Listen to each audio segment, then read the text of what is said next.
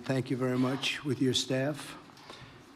He's the first foreign head of state to visit during our administration, and Bibi, I want to say it's an honor to have you with us. Over the past 4 years, the U.S. and the Israeli alliance has been tested more than any time in history. But the bonds of friendship and affection between the American and Israeli people have endured for generations, and they are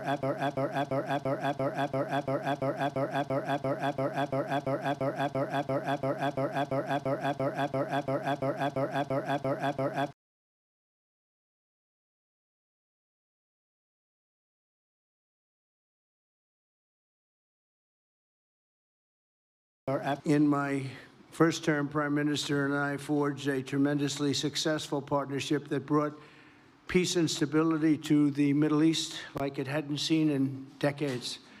Together, we defeated ISIS. We ended the disastrous Iran nuclear deal, one of the worst deals ever made, by the way, and imposed the toughest ever sanctions on the Iranian regime. We starved Hamas and Iran's other terrorist proxies, and we starved them like they had never seen before. Resources and support disappeared for them.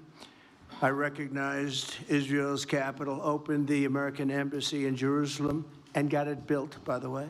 Built it too, just not only designated it, but got it built at a price that nobody's seen for 40 years. We got it built, it's beautiful, all Jerusalem stone, right from nearby, and it's something that's very special, and recognized Israeli sovereignty over the Golan Heights, something that they talked about for 70 years, and they weren't able to get it, and I got it.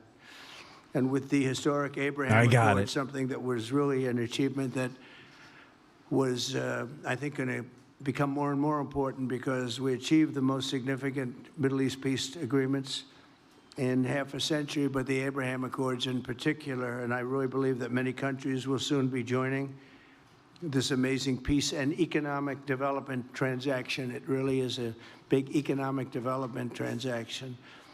I think we're going to have a lot of people signing up very quickly. Unfortunately, for 4 years, nobody signed up. Nobody did anything for 4 years except in the negative.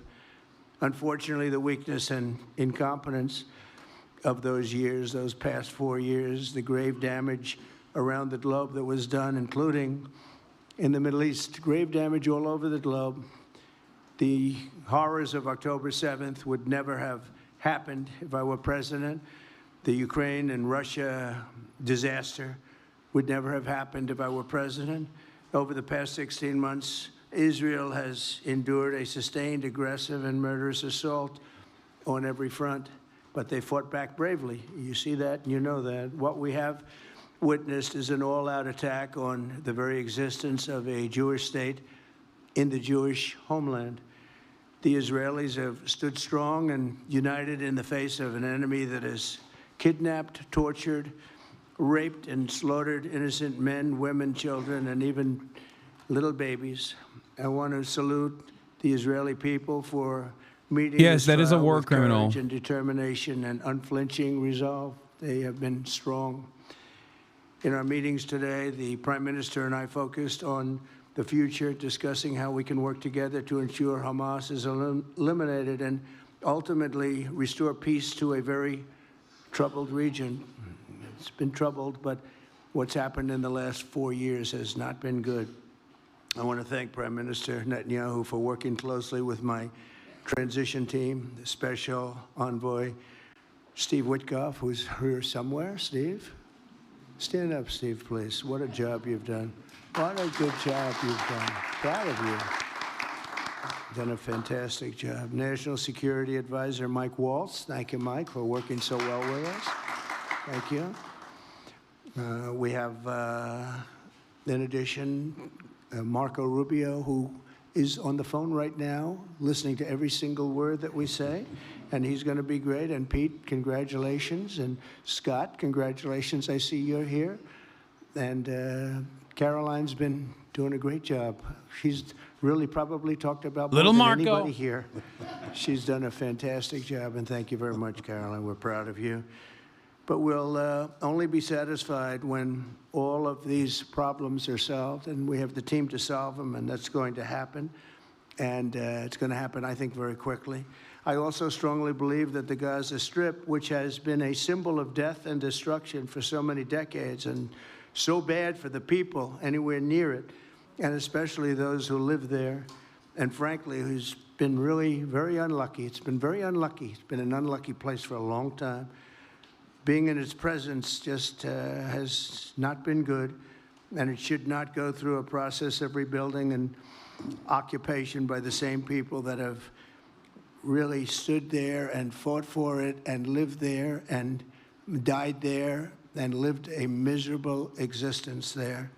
Instead, we should go to other countries of interest with humanitarian hearts, and there are many of them that want to do this, and build various domains that will ultimately be occupied by the 1.8 million Palestinians living in Gaza, ending the death and destruction and, frankly, bad luck.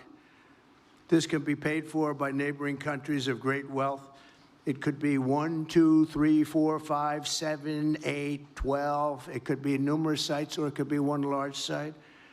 But the people will be able to live in comfort and peace, and we'll make sure something really spectacular is done. They're going to have peace. They're not going to be shot at and killed and destroyed like this civilization of wonderful people has had to endure.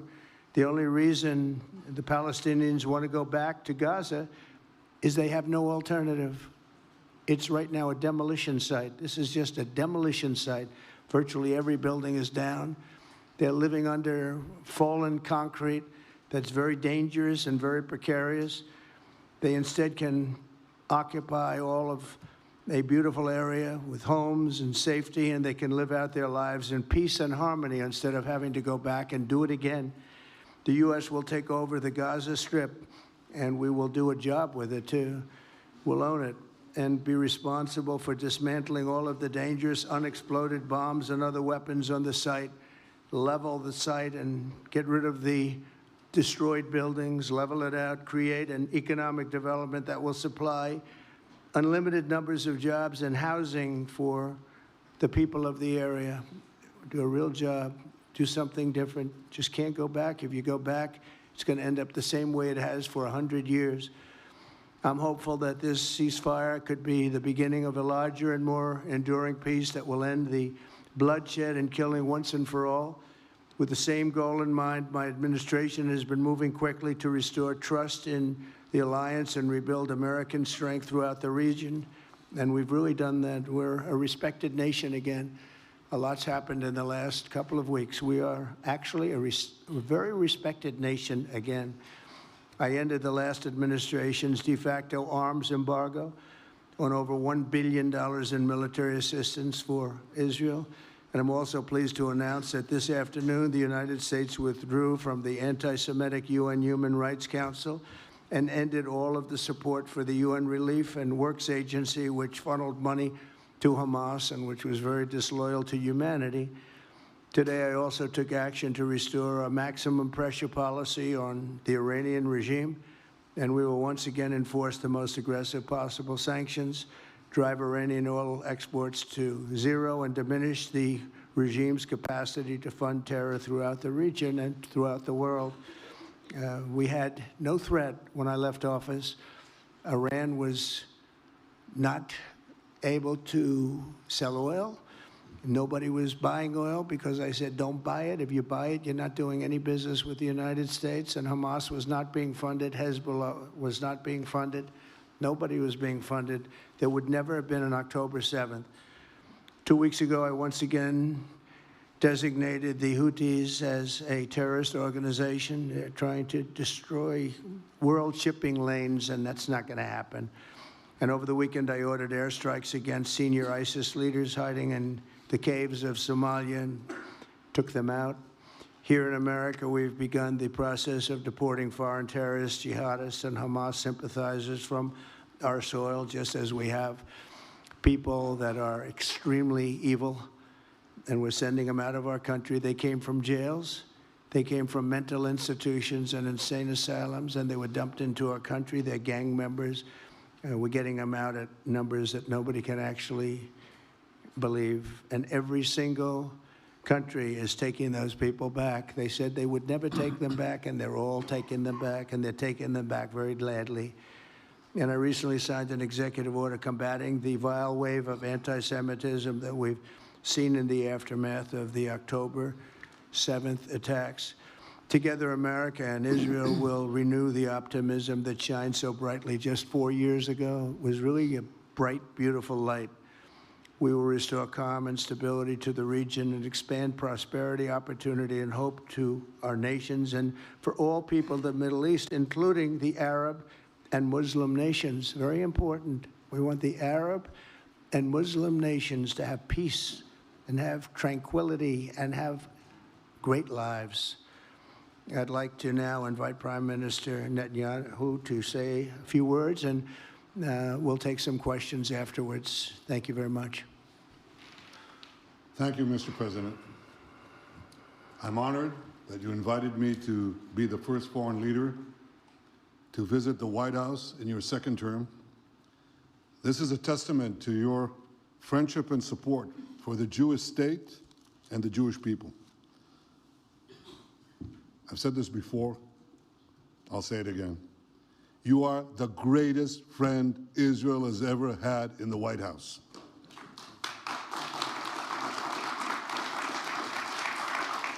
And that's why the people of Israel have such enormous respect for you. In your first term, you recognized Jerusalem as Israel's capital. You moved the American embassy there. You recognized Israel's sovereignty over the Golan Heights. You withdrew from the disastrous Iran nuclear deal. I remember we spoke about it. You said, this is the worst deal I've ever seen.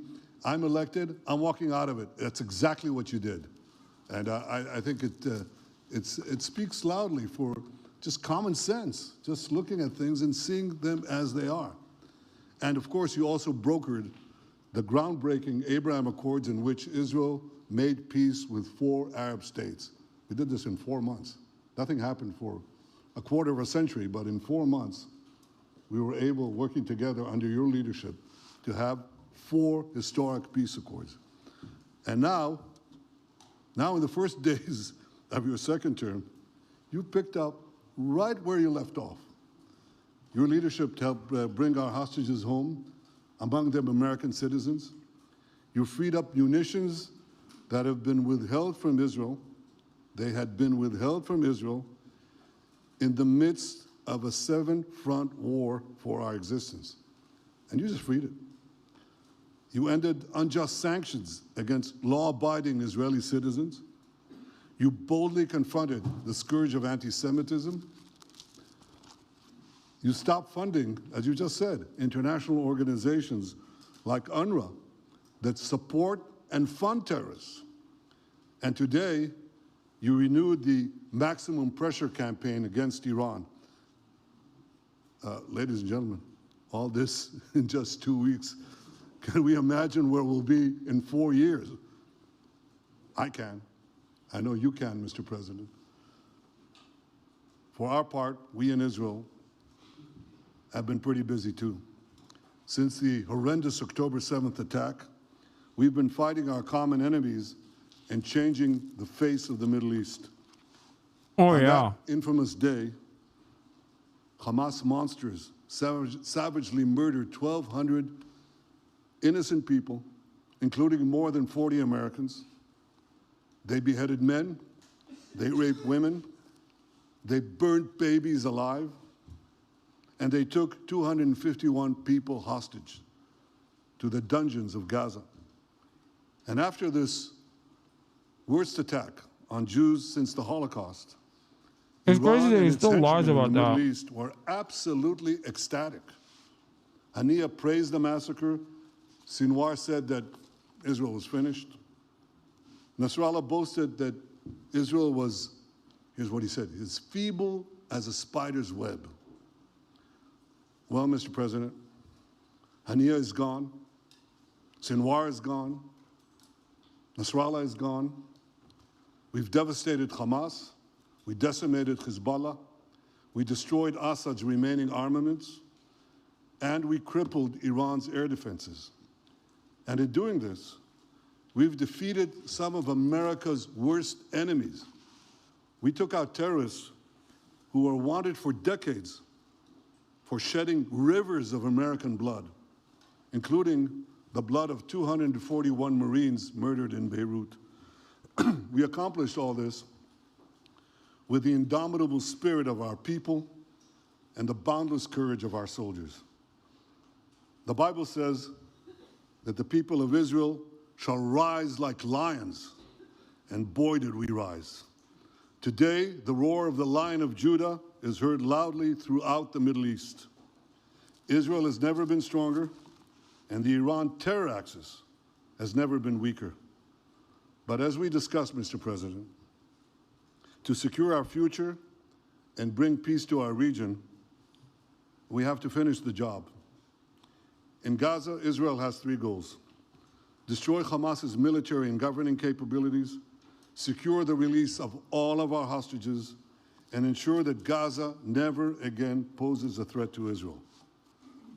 I believe, Mr. President, that your willingness to puncture conventional thinking that has failed time and time and time again, your willingness to think outside the box with fresh ideas will help us achieve all these goals.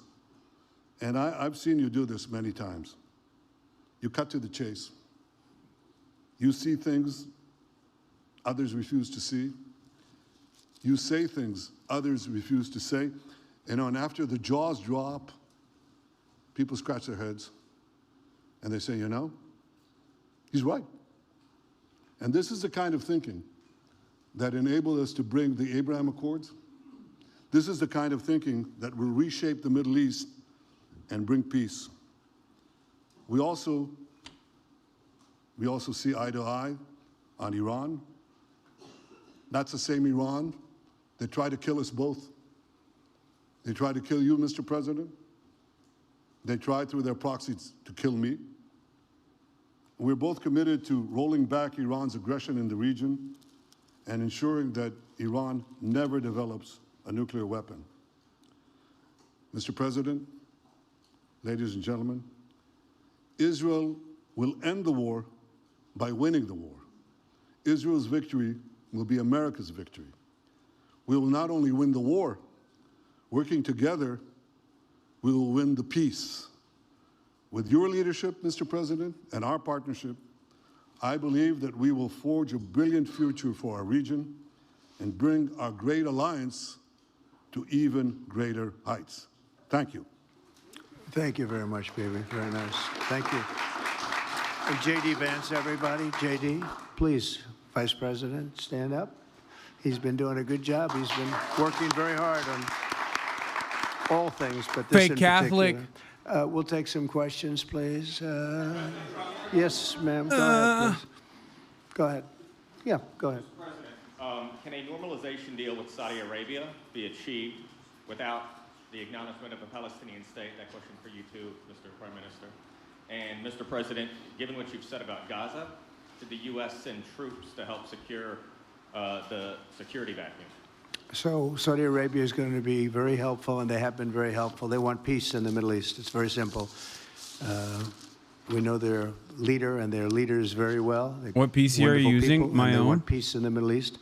As far as Gaza is concerned, we'll do what is necessary. If it's necessary, we'll. So he said he's going to take over the Gaza Strip. The U.S. will take over the Gaza Strip, and we'll do a good job with it too. President Trump says, suggesting plans to rebuild the area. Trump repeats his earlier suggestion that Palestinians leave Gaza to go to neighboring countries. Egypt and Jordan have outright rejected this previously. Once again, going back to the same dynamic that I explained prior, which is they're taking a more hands-on approach to the colonialism. They're taking a more hands-on approach to the violence, and I think this is precisely in that, in that same vein. Owning it, especially the strength that we're developing and developed over the last fairly short period of time. I would say really since the election. I think we'll be a keeper of something that is very, very strong, very powerful, and very, very good for the area, not just for Israel, for the entire Middle East. Very important. And we'll again, have thousands of jobs, and there'll be jobs for everyone, not for a specific group of people, but for everybody. Okay, please. I think peace between Israel and Saudi Arabia is not only feasible, I think it's going to happen. I think if we had another half a year in your first term, it would have already happened. True. Many, many more, I agree, many more nations. I think you can't prejudge and pre-guess how we'll achieve it, but I'm committed to achieving it. And I know the president is committed to achieving it, and I think the Saudi leadership is interested to achieve it. So we'll give it a good shot, and I think we'll succeed. Yeah, please, go ahead. First of all, President Trump, did you hear from Prime Minister Netanyahu at your meeting guarantees that ceasefire will hold, including phase 2? And Prime Minister Netanyahu referred to you. Why are you refusing to set up a national commission to investigate failures of the process? Well, I can't tell you whether or not the ceasefire will hold. We've done, I think, a very masterful job. We weren't helped very much by the Biden administration, I can tell you that. But we've gotten quite a few hostages out. We're going to get more out. But we're dealing with very complex people. Wait. And we are going to see whether Bro, or not ask it the guy holds. next to We you. want to have more come out. Ask the guy next to you. He's the one who's going to fuck it up. What do you mean? Oh, I can't tell you with confidence if the ceasefire will hold. But they're going to get better. You're and they're next gonna to be the guy. strong, and they're going to have a good life. What do you mean? And we hope to get He's as right many there. as Does possible nobody out. see Whether him? or not it holds, I don't know. He's We on hope it screen. holds. We hope it holds. I think that at the appropriate time, which I think will enable us to really investigate what happens, what were the causes of the failures, by an independent commission that will be accepted by the majority of the people. We don't want it accepted by one half of the people and not the other. I know. I think we He should said have that it. he's going to take over the Gaza And we Strip. should I find know. out exactly what happened. I I'm heard him. insisting on it. And believe me, it'll surprise a lot of people when it happens. Kelly, go ahead, please. Mr. President, you are outlining something that is really quite striking tonight. You are talking about. Okay. Thank you, Mr. President, Mr. Prime Minister. You are talking tonight about the United States taking over a sovereign territory. What authority would allow you to do that? Are you talking about a permanent occupation there, redevelopment? And Mr. Prime Minister, do you see this idea as a way to expand the boundaries of Israel and to have a longer peace? Even How though can you the stay Israeli sane while people listening know to this? How important that land is to you and your citizens. I don't know. I just expect the as worst from the start. space is inherited by the Palestinians. It allows me to be more I do see a long-term composed. ownership position, and I see it bringing great stability to that part of the Middle East and maybe the entire Middle East. And everybody I've spoken to, this was not a decision made lightly. Everybody I've spoken to loves the idea of the United States owning that piece of land, developing and creating thousands of jobs with something that will be magnificent in a really magnificent area that nobody would know. Nobody can look because all they see is death and destruction and rubble and demolished buildings falling all over. It's just a terrible sight. I've studied it. I've studied this. Who did it? Very closely over a lot of months, and I've seen it Who from did it? every different angle. And it's a very, very dangerous place to be, and it's only going to get worse. And I think this is an idea that's gotten tremendous, and I'm talking about from the highest level of leadership, gotten tremendous praise. And if the United States can help to bring stability and peace in the Middle East, we'll do that. Bibi? I mentioned again tonight our three goals, and the third goal is to make sure that Gaza never poses a threat to Israel again. President Trump is taking it to a much higher level. He sees a different future for that piece of land that has been the focus of so much terrorism, so many attacks against us, so many trials and so many tribulations. He has a different idea. And I think it's worth paying attention to this. We're talking about it. He's exploring it with his people, with his staff. I think it's something that could change history. And it's worthwhile really pursuing this avenue. Yeah, please, go ahead. Go ahead. Right? President, I have a question for you. Can you hear me? Yeah. So before rebuilding Gaza again, obviously we take all the hostages, and one of them is Sudan, an American soldier who is alive. How will you be sure that you will take out all the hostages and then rebuild? We're working very hard to get all the hostages. The America word is first out the all, window. and we're working very Chatter. hard. There was So never far, it's an been America first principle. moving What do you mean? along Even the terrorists fairly themselves don't rapidly, actually pretty yield much on America first schedule. principles at all. I'd love to have more America people first is just pure marketing, so that you can put profits first. You can put war first. You can put profiteers that want to rebuild Gaza first, and then the real estate developers that come in afterwards. If we don't, it will just It's capitalism first, make always and us, forever. somewhat more violent. I will tell you that, because they would have broken their word.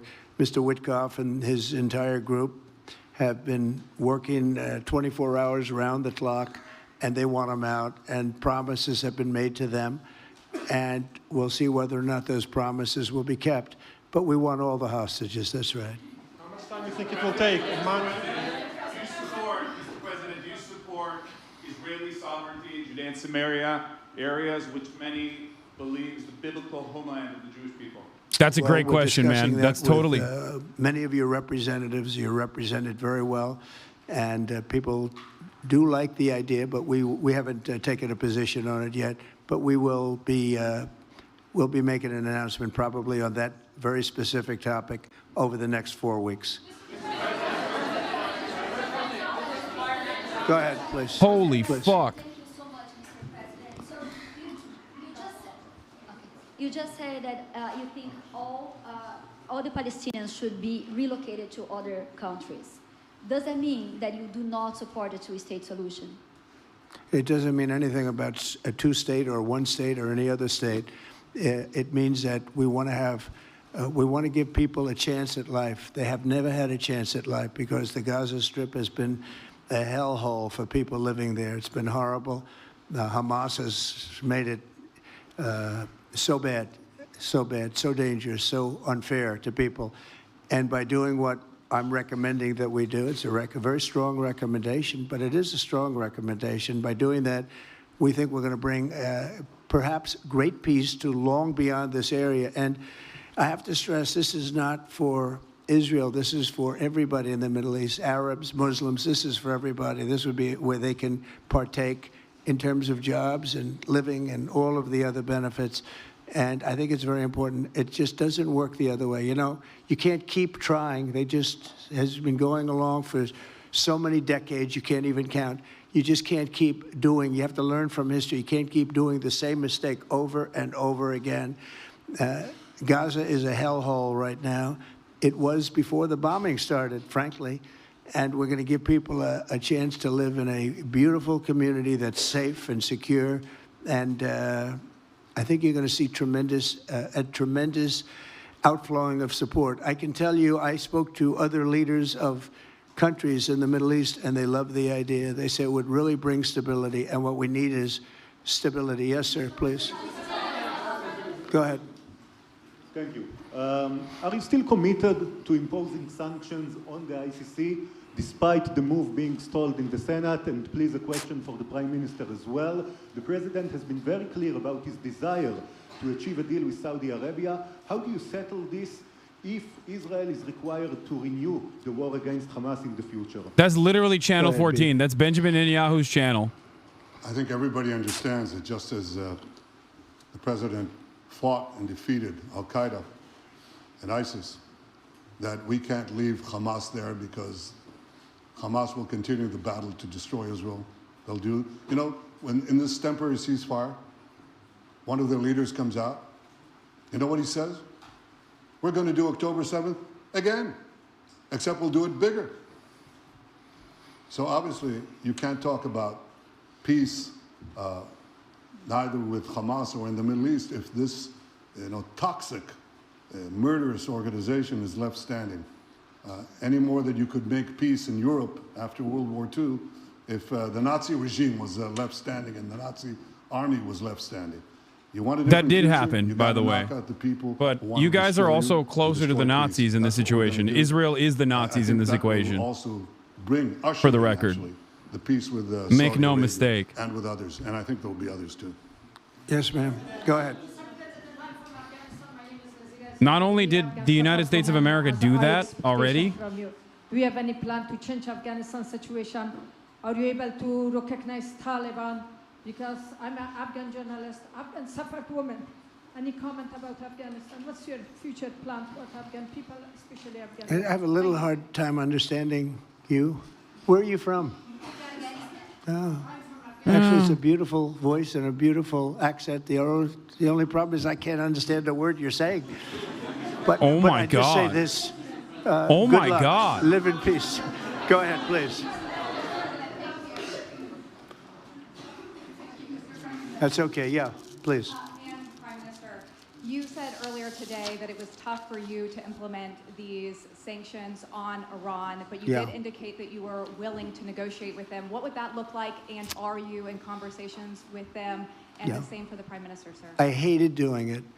I want Iran to be peaceful and successful. I hated doing it.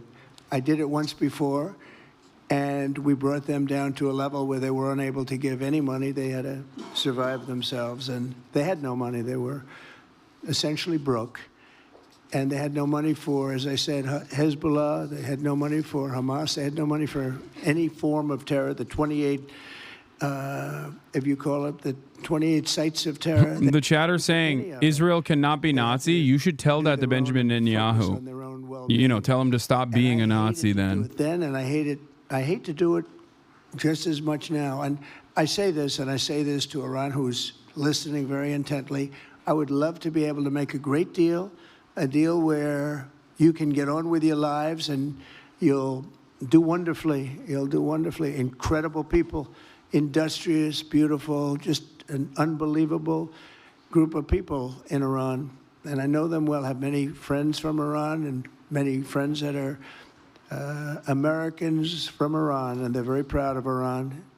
But I hated to do it, just so you understand. And I hope we're going to be able to do something so that it doesn't end up in a very catastrophic situation. I don't want to see that happen. I really want to see peace, and I hope that we're able to do that. They cannot have a nuclear weapon. It's very simple. I'm not putting restrictions. They cannot have one thing. They cannot have a nuclear weapon. And if I think that they will have a nuclear weapon, despite what I just said, I think that's going to be very unfortunate for them. If, on the other hand, they can convince us that they won't, and I hope they can. It's very easy to do. It's actually very easy to do. I think they're going to have an unbelievable future. Yeah, please, sir, go ahead. Thank you, Mr. President. You just laid out your plan for Gaza. Yes. Can you lay out your plan for Ukraine and also... For Ukraine? For Ukraine, yes. You consider yourself a strong leader. You blamed your predecessor for letting Russia to take over Ukraine. Will you demand from Putin to get out of Ukraine, from sovereign territory of Ukraine? So we're dealing right now in the subject. I don't want to spend a lot of time because we're here for another reason, but we are having very good talks, very constructive talks on Ukraine. And we are talking to the Russians. We're talking to the Ukrainian leadership. It would have never happened. That would have never happened. It should have never happened. I get reports every week, the number of soldiers, mostly soldiers now, the cities have been largely demolished. You talk about a very sad sight to see. We talk Gaza. Well, many of these cities look as bad as Gaza and worse, what's happened to them. And I want to see that end. And I want to see it end for one simple reason, the life of young people being absolutely obliterated on both sides. You probably have 700,000 Ukrainian soldiers dead, 800,000, maybe more Russian soldiers dead. It's very flat land, and the only thing that's going to stop a bullet is a human body. In this case, usually soldiers. And the numbers are staggering when you hear the real numbers in Ukraine, what the numbers are. And this doesn't include the cities that have been demolished and all of the people that were killed. So I want to see it stopped. We're having very good Talking about Ukraine in this way, immediately after, even though Trump does exercise a level of empathy towards Russia that definitely doesn't exist for the Palestinians, is such an obvious glaringly obvious hypocrisy to just be like, oh, it's really devastating for Ukrainian cities. Like, meanwhile, it's just like, It is a human tragedy, and we're going to try very hard to stop it. Yeah, please. like, is he gonna tell the Ukrainians to move? Actually, with Donald Trump, I don't even want to know the answer to that, to be honest. He's gonna be like, yeah, well, we just gotta get 30 million Ukrainians to move. They're all Slavic anyway. They can go to Poland. They are already in Poland. They could go to Poland.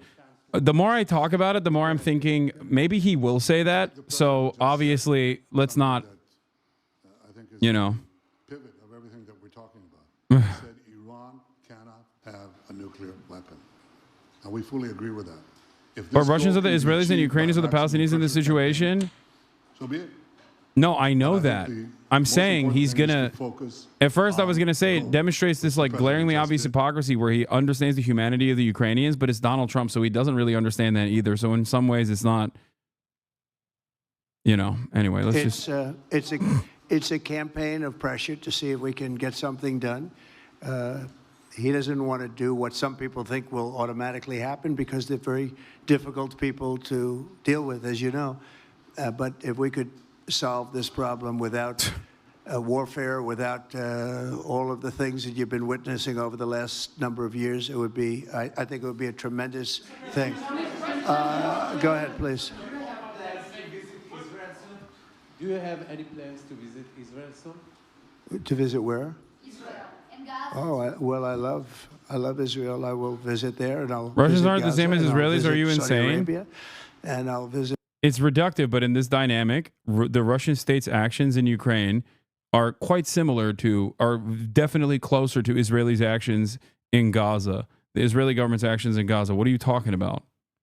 Sure, Ukraine is not an occupied territory that is like dominated by the Russian government in perpetuity, in the same way that the Gaza Strip is. Not an open air prison, but yeah, no, there is definitely a lot more similarities with Russian action in Ukraine to Israeli action in Gaza. I've been invited. The only difference is Ukraine is backed by all of the Western powers and is a standing military and is a state with sovereignty, whereas Palestine has never gotten that. Go ahead. On what you were saying there. Say it. Go ahead, please. Just to follow up on what you were saying about the Gazans leaving Gaza, going to other countries. One, where exactly are you suggesting that they should go? And two, are you saying they should return after it's rebuilt? And if not, who do you envision living there? I envision a world, people living there, the world's people. I think you'll make that into an international, unbelievable place. I think the potential in the Gaza Strip is unbelievable. And I think the entire world, representatives from all over the world will be there, and they'll live there. Palestinians also. Palestinians will live there. Many people will live there. But they've tried the other, and they've tried it for decades and decades and decades. It's not going to work. It Look at didn't work. It Netanyahu's will face never when work. Trump talks about And, permanent ethnic displacement. you He have to can't learn even from stop history. himself from History is- smirking. you just can't let it keep repeating itself. We have an opportunity to do something that could be phenomenal. And I don't want to be cute. I don't want to be a wise guy, but the Riviera of the Middle East, this could be something that could be so this could be so magnificent. But more importantly than that is the people that have been absolutely destroyed that live there now can live in peace in a much better situation because they're living in hell. And those people will now be able to live in peace. We'll make sure that it's done world class. It'll be wonderful for the people. Palestinians mostly we're talking about. And I have a feeling that despite them saying no, I have a feeling that the king in Jordan and that the general president, but that the general in Egypt will open their hearts and will give us the kind of land that we need to get this done. And people can live in harmony and in peace. Thank you all very much. Thank you. Thank you very much. Thank you.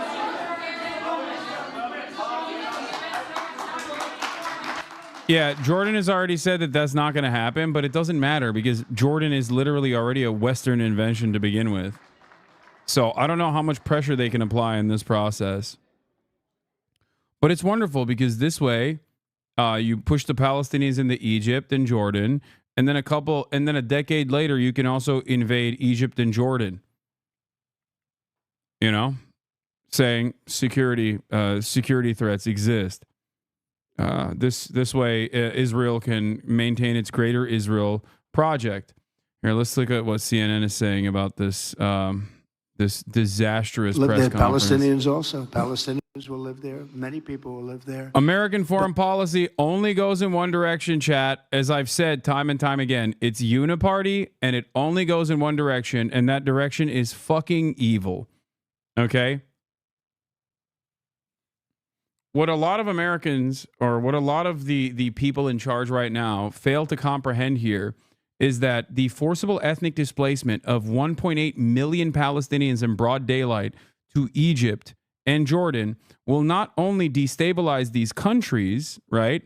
It will create a gigantic problem in terms of instability for these nations, because every single person under the rulership of Sisi or under the rulership of the Jordanian king recognizes right from wrong and will create unimaginable chaos in the region. Okay. Same with Saudi Arabia. Why do you think MBS still says, hey, I love the nukes. I love you, Donald Trump. You are my guy. Okay. I've given you billions of dollars. You're my buddy. You're my buddy in the White House. I'm happy to play ball with you. But having said that, we got to fucking recognize Palestine. Okay. 67 boundaries. MBS has time and time again maintained the position that he thinks Palestinians are annoying, okay? In the simplest terms, Mohammed bin Salman, the king of Saudi Arabia, crown prince of Saudi Arabia, has long maintained the position that he considers the Palestinian plight as a nuisance. But why is he still saying we have to make sure that there is some sort of recognition for Palestinian territory? It's because even in Saudi Arabia, the Saudi public is directly at odds with MBS. Okay? If it were up to MBS, he'd be like, yeah, wipe them out. I don't care. Great. Kill them all. Right? I want to be able to do more sports washing. I want to be recognized broadly. I want nukes. I want to be recognized broadly by the Western world. The problem for him, though, is that even his population in Saudi Arabia are very, very frustrated if he were to concede to Israel without any sort of recognition of a Palestinian state. Okay? President say such words. Never mind the history here that really flies in the face of so much of what he said. But let's just focus on the president himself for one moment. He also said, did not back away from the idea of sending U.S. troops to the region. Donald Trump rose in his political prominence because of his opposition to America's longest wars in the Middle East, of course, Iraq and Afghanistan. And there we heard President Trump saying, not ruling out the idea of sending a U.S. Troops to the region. So that, of course, is one issue. But the whole idea of the U.S. owning that, and he was asked there, under what authority would that happen? Answering, everyone loves the idea. Yep. And, of course, our own Caitlin Collins asking the question there, what happens sort of when it's rebuilt, and envisioning this USA taking over Gaza, Pog. Dude, that's awesome. I love imagining corn-fed boys from Arkansas going and dying in the Middle East at the behest of our additional state there, Israel. Our military base in the region is far too important for us. So you're just going to go die in the Middle East. Awesome, dude. Sick. Okay, good luck. You're going to get your legs blown off. You're going to get your dick blown off. You're going to come back home if you're lucky, and you'll get some of that sweet health care. Okay? Lot to look forward to. Pog. Yeah. We're dying. We're dying for Israel, baby. Hell yeah. Fantastic. Man, look at Bibi smiling as he sees his domestic coalition reform comfortably after all of this. As is his political survival is secured. You, me, and so many others have been saying this would happen for more than a year, but it somehow still hits like a truck to see with my own eyes. I just pray the world doesn't look away. I don't know what the world is capable of doing if America has its heart set on permanent occupation and permanent death and destruction in the region. I truly don't know. That's the other side of this process. The only country that can save us is China, and China has its own allegiances with Israel, as I've mentioned time and time again. So I don't know.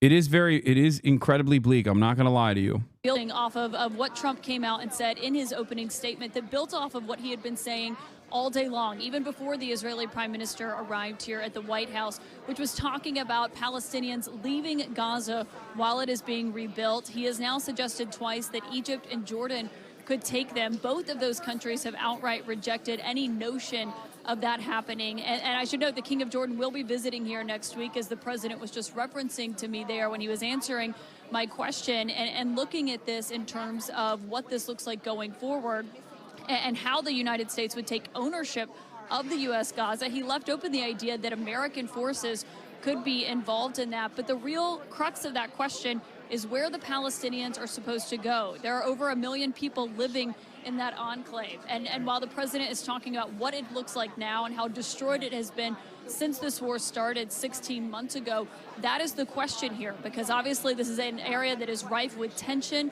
and incredibly sensitive. And what that could look like is a massive question here of what could happen next. And so the president there unable to say where he thinks the Palestinians should go after this, where they would go while Gaza is being rebuilt. He said that they could potentially return to Gaza after that happened. That was the first time that he had suggested that all day long. And obviously is a key question. It is their homeland. It is where the Palestinians live right now. And so the question not just of who is in charge of the Gaza Strip after it would be rebuilt, but clearly you heard the president there essentially viewing this through a real estate lens, saying it could be the Riviera of the Middle East, as he was articulating what this could look like in terms of who lives there and who is in control of it. That has created a ton of questions. What does this mean for the future of the ceasefire tonight, Aaron? I think that hangs in the balance, because there was already a question when the prime minister was arriving here of how that second phase would be carried out and what exactly that would look like. Now, the question is whether or not Hamas still abides by this ceasefire, as they are hearing the American president say that the U.S. is going to take over the land in which Hamas lives now. And of course, many of these Palestinian civilians who have been fleeing this war and already displaced from their homes. And now the U.S. president is suggesting that they could permanently. Do you think Saudi Arabia and Sunni Arab states will cede to U.S. Israeli demands for Palestinian displacement to refugee camps in neighboring countries? The forcible displacement of 1.8 million is genocide. There is no room for ambiguity or plausible deniability whatsoever. Is so fucked, man. Yeah, but don't you understand? He wants to build a Riviera. They're not even hiding it. Like, they're openly just stating mass ethnic displacement of 1.8 million Palestinians indigenous to the land that have already been displaced once to go to the Gaza Strip, out of the Gaza Strip.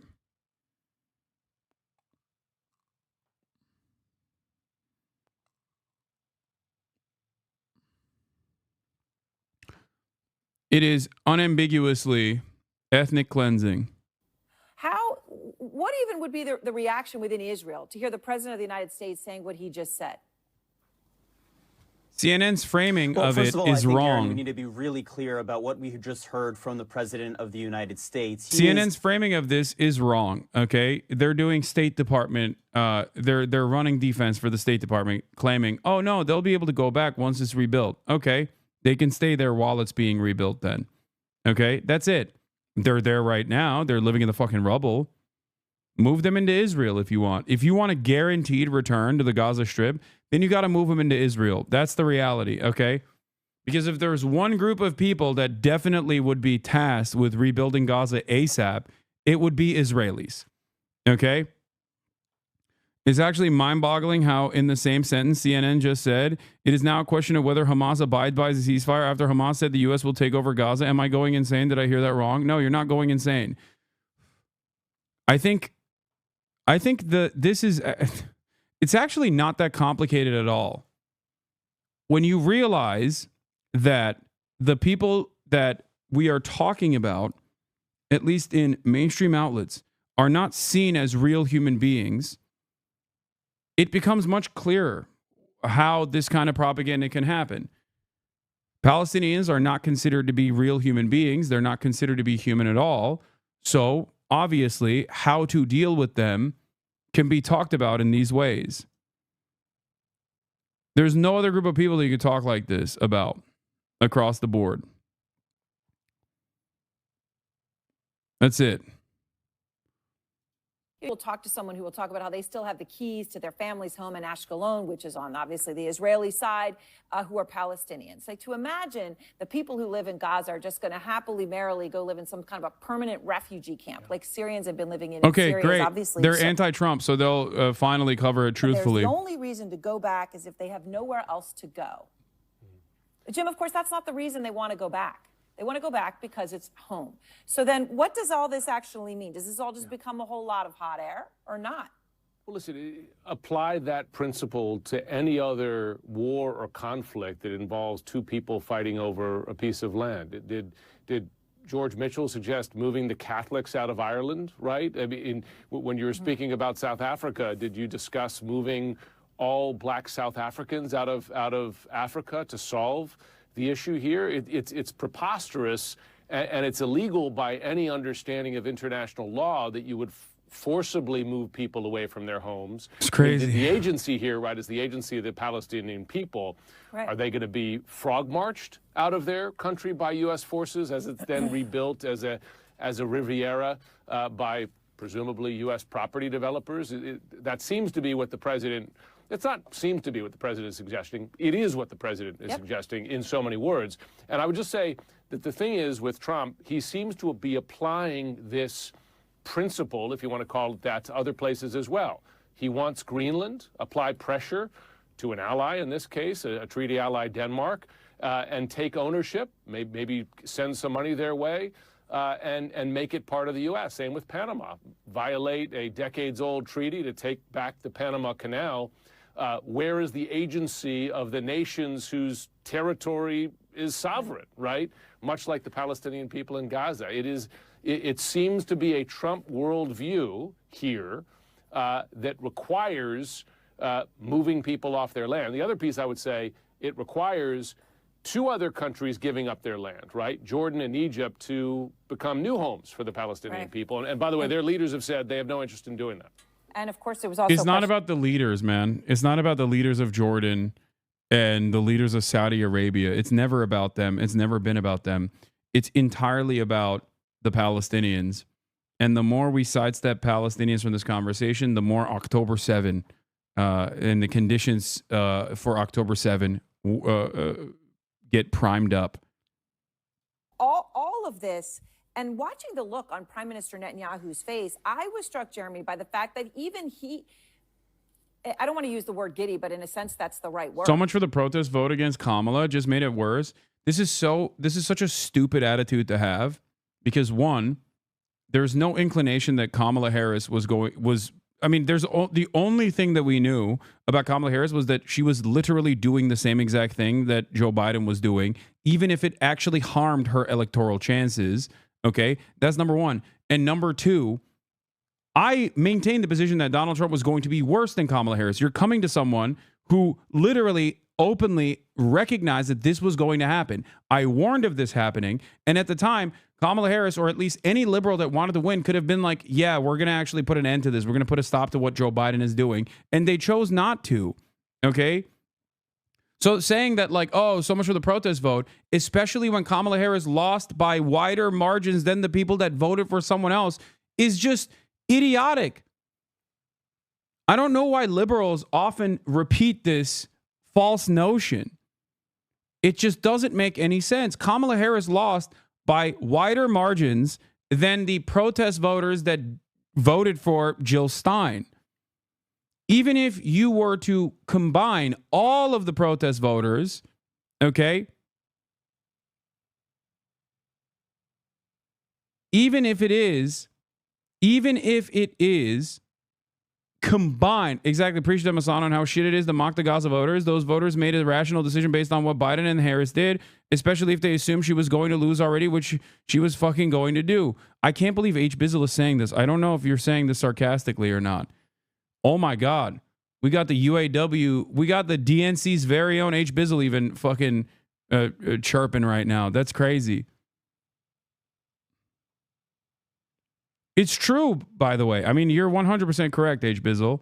This is it. Kamala Harris looked at the electoral map, okay? She looked at the electoral map, recognizing the dangers of a Trump administration, and was woefully incompetent in addressing any of the needs that the American public wanted. So no, especially considering that she lost by wider margins than even the protest votes combined, this is an insane statement to advance. Regardless of the hypothetical reality where Kamala Harris would not be as bad as Donald Trump, which we have no proof for. And even then, I still maintained that position throughout the entire process. I told you that Donald Trump was going to do exactly this shit over and over and over and over again. Okay?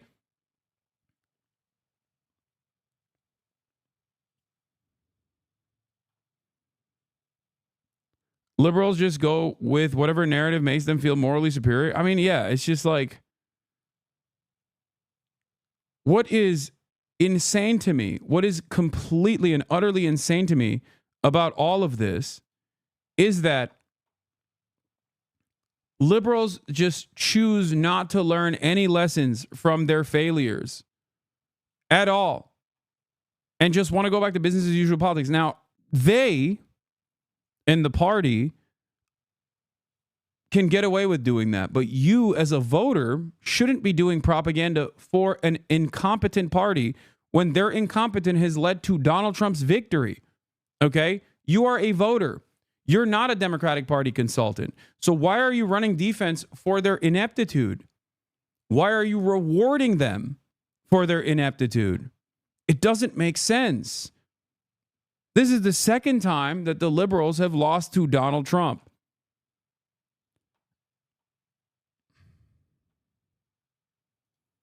Hi, my name is Julia Iafe. I did not care that Biden facilitated genocide in Gaza, but now that Trump is in office, I suddenly want to act like I care about ethnic cleansing in Gaza. I'm doing it solely to score political points because I'm a proud partisan genocidal ghoul.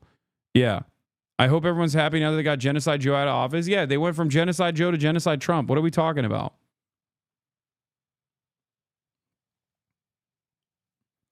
And it wasn't even just about Gaza. Gaza was a key component of the electoral defeat. Okay, for Kamala Harris, especially in Michigan, sending Richie Torres, sending Bill Clinton out there, doing all this shit was obviously a unimaginably stupid decision.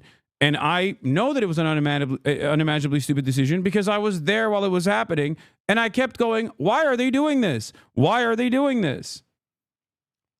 One thing that I must remind people, okay, is that even beyond Gaza, the Kamala Harris campaign was so unimaginably inept, so unqualified to meet the needs of the American public that they lost.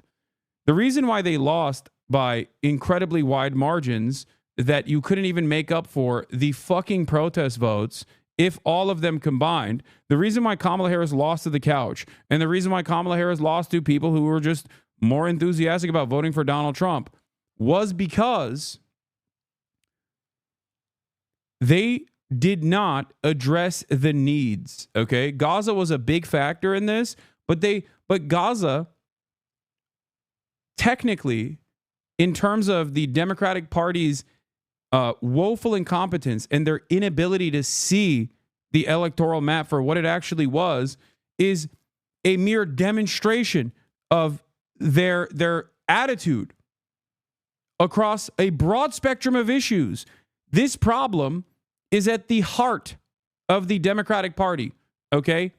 It's not just Gaza directly, even though Gaza directly played a formative role in this, but it's more so the attitude that they demonstrated in Gaza in not dealing with these problems that we were causing, that our administration was responsible for. It actually can translate, that blindness can actually translate to every other issue, whether it be protection for marginalized people, whether it be fucking healthcare, whether it be labor protections, okay? Or even defending some of the good things that the administration had done, defending its own successes.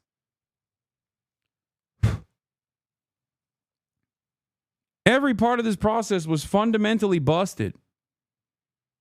And the proof is in the results. The proof is in the results of this election. It's that simple. You understand what I'm saying?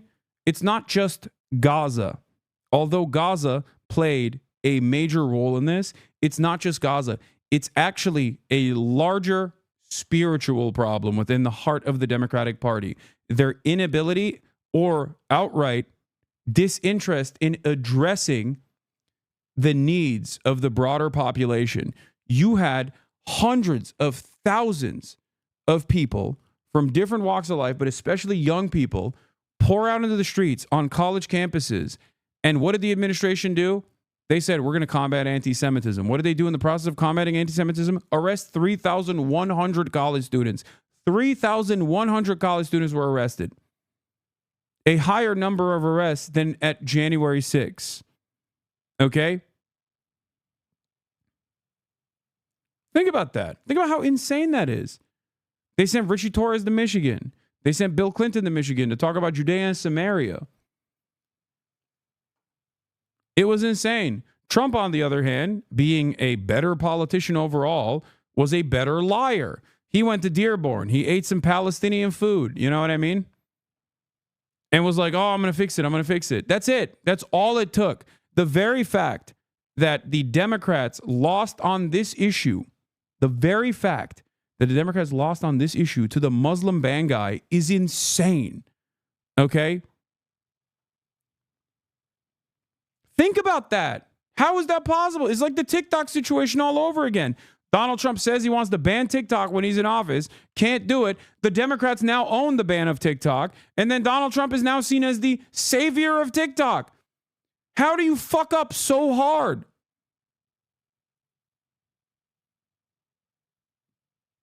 It's like, I don't think you can throw this hard if you tried to deliberately throw.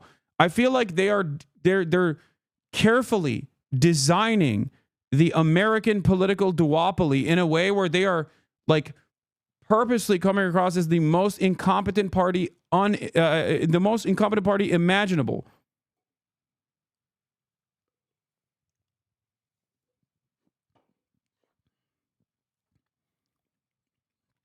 And a big part of that is also the Democrats' inability to understand that they're supposed to earn your votes. So now, in an effort to do propaganda for that principle that, oh, well, you fucked up, you should have voted for us, this is what they're going to do. They're going to say, oh, I hope you're happy with your protest vote that we didn't even fucking want. We openly said we did not want your vote, and people didn't vote for us, even though the margins were literally larger than the protest votes. Okay, we're still going to act like the protest votes would have mattered. And we're simply going to refuse to address the issues at hand here and keep giving the country away to charlatans who want to pick it apart for scraps and sell it off to private enterprise. I have friends mocking the Gaza voters today, and I'm like, why are you mocking people making a rational decision, especially when his fucking party lost a 32-count convicted felon and doesn't win elections outside the national swing? Nothing these fools scolding the Gaza voters are even doing is impacting the elections. And the fact that this party has parts of its base choosing nihilism over voting for it in the face of fascism shows us that nothing the party is doing is having a positive impact on anyone's lives. We had around 50% of the electorate choose a felon, telling people he would do the fascism. So where does this party get off on mocking anyone? Pack of losers. The other thing that is nuts on it is polling showed that most American Jews believed that what Israel was doing in Gaza was fundamentally wrong. So this kowtowing to fucking donors in Gaza is nuts.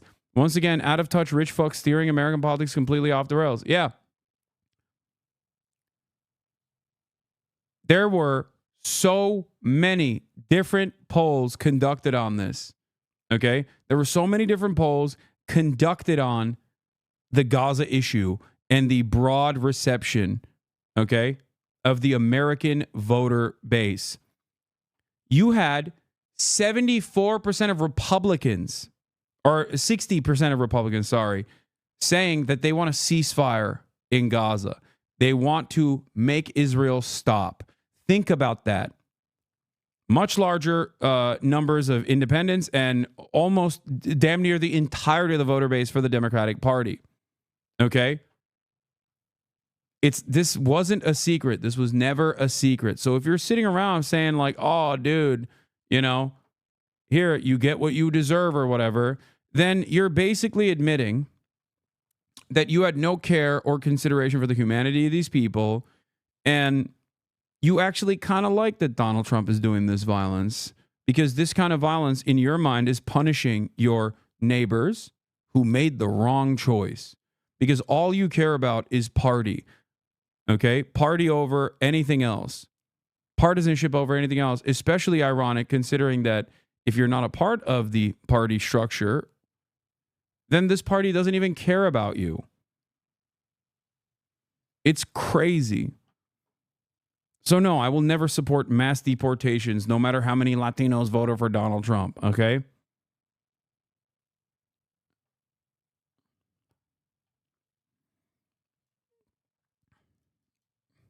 Anyway, I mean, here, yeah, this is another glaringly obvious indication of the ineptitude here for Kamala Harris. Chappell Roan comes out during the Grammys and makes a speech. I told myself if I ever won a Grammy and I got to stand up here in front of the most powerful people in music, I would demand that labels in the industry profiting millions of dollars off artists would offer a livable wage in healthcare, especially for developing artists. Labels, we got you, but do you got us, right? To which partisan Olivia Giuliana, the #1 defender of the Democratic Party, and perhaps one of the worst propagandists for the Democratic Party, says, if only there had been a presidential candidate who had an entire plan to expand healthcare access. To which Felix replied with, do you think that the candidate might have had a credibility problem with that issue after claiming she supported Medicare for all during her doomed primary bid and then immediately disavowing that in a few dozen very public positions she held? We like to, I guess, like, people just, like, it's a very interesting predicament that the Democratic Party's most loyal propagandists also are maintaining the same out-of-touch, unprincipled stances that the Democratic Party's people in position of power maintain. It's weird. When Olivia Giuliana says stuff like that, she's not saying that to the broader public. She's saying that to people in power within the Democratic Party. She's basically saying, I'm playing ball. Look at me. I'm a loyal servant to you. Okay? It's very interesting. The Republicans don't work in that same way. Okay? They don't.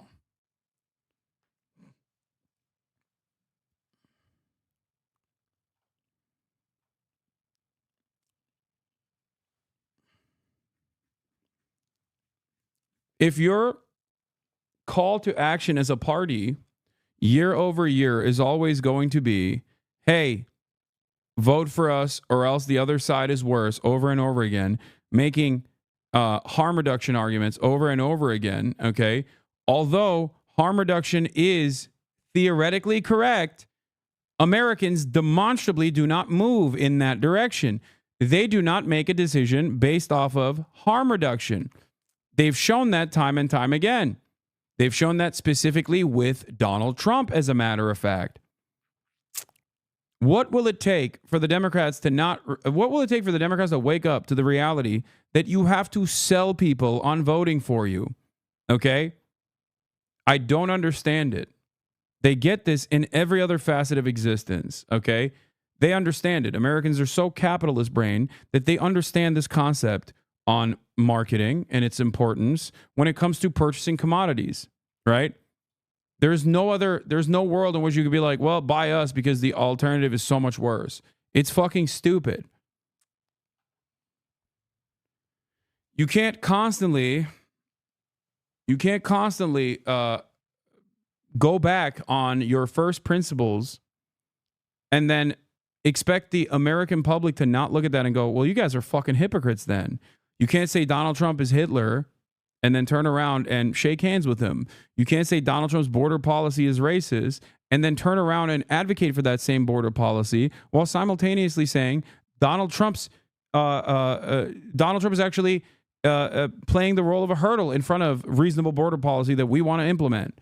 You can't do that Because when you do that, people look at that and go, oh, so you're admitting that that was a problem and you were just fucking lying to us 8 years ago. Either you're lying to us now or you were lying to us 8 years ago when you said this was racist. Okay? It's a terrible situation to be in. Like, on its simplest terms, I'm not even talking about like the impact of the policy at this point. I'm simply talking about how this reads when you go back, when you flip-flop like this on a number of different issues.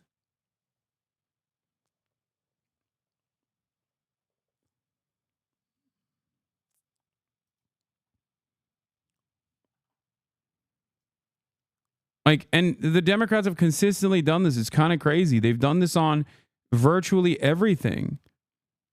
They've done this on fucking defunding the police, dude. The Democrats were like, Republicans want to defund the police. Not a single voter believed that.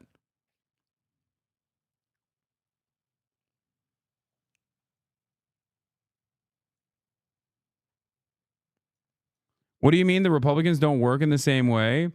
Is this not what Trumpism was all about? Did they not have people on Fox News speaking directly to Trump or Trumpism? No. The people on Fox News are communicating the desires of the broader public to Trump, at least when the election is happening. They are talking to Trump directly, but they're actually talking to Trump directly to communicate the desires of the broader public to Trump. Republicans are afraid of their base. Democrats run away from their base. The Democrats disdain their base. Do you understand?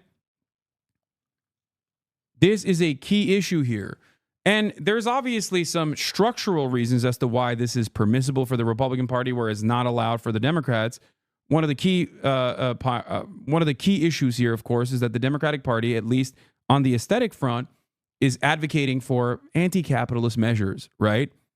Things that harm the bottom line of corporations. And if both parties are completely captive to corporate interests, then yeah, it's going to be much more difficult for the Democrats to push forward a comprehensive agenda that will undermine corporate profits. Okay? Democrats can't get away with giving into the needs of their base of support because the base of support's needs are healthcare. We're talking about the eradication of a massive multi-billion, if not trillion-dollar sector here, if we're talking about for-profit healthcare, right? But Republicans can obviously give their base all the red meat that they want because their base is demanding things that do not disrupt the existing hierarchy.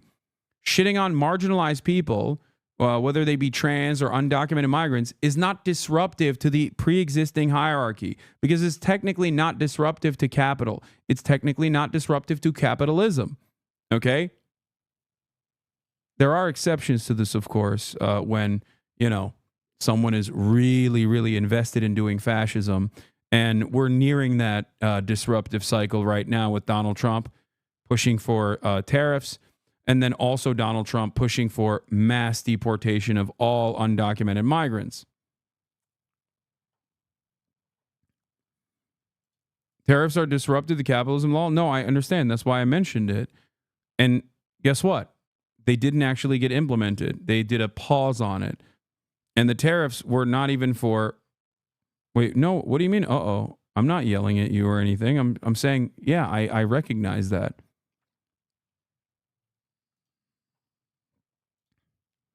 But do those ideas come from the base itself or those on high? No, of course not. Everything that Donald Trump does is for the base itself. But all the culture war shit that he pursues is for the base. Donald Trump is also... Take the trans issue, okay? This is a minuscule percentage of the population. Totally marginal, utterly irrelevant in the grand scheme of things, right? In terms of like what the government is supposed to do. And yet they get talked about endlessly, okay? Why do they get talked about endlessly? They're portrayed as villains. They're portrayed as contributing to the moral degeneracy of Western civilization in the same vein that Nazis also said the exact same thing about trans people and gay people in general. But the reason why they use that as an issue is because it's not disruptive to capital, okay? It's a great way to shift your attention back to a group of people that are vulnerable and have no serious mechanism of pushback, no legal recourse, no massive lobby, no way to actually actively fight back when the government decides you don't exist anymore. Okay? Same goes for undocumented migrants. And the point I'm making here is that Trump can so easily turn that conversation and reshift his priorities to trans people or undocumented migrants that way. And it's something that he has volunteered before, that Donald Trump has personally stated, and I still remember, in front of a massive crowd, I think it was at like CPAC or something. It wasn't at CPAC, but Donald Trump literally was like, I used to talk about all these different things, and you don't cheer as much as you do when I talk about trans people. Donald Trump himself was pro-trans in 2016 when he ran, played a major role in him coming across as a moderate voice to the broader electorate, something that people forget. Okay? By 2024, Donald Trump was obviously vehemently anti-trans. That transition happened because this was something that he thought was an adequate way to reshift the priorities of the base and give them some red meat, per se. Do you understand? He was never pro-trans. He just pretended. Yeah, no shit. He doesn't care. He's a rich guy. My point is, he's a rich asshole. Of course he doesn't care about any of the fucking issues that he talks about. What are you talking about? The only thing he cares about is advancing his own wealth, gaining more power. That's the only thing he cares about. Palestinians have a bunch of different possibilities right now, Lindsay. All right, Perry Russum Forrest, thanks so much. Let's bring in ABC News contributor and former Deputy Assistant Secretary of Defense for the Middle East. Yes, appealing to racism and bigotry is the name of the game, chatters. Yes. Israeli Prime Minister Netanyahu expected that Trump would announce today that the U.S. would take over Gaza?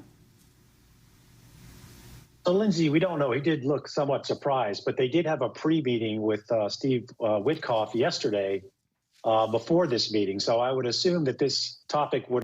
The trans issue, even against Kamala Harris,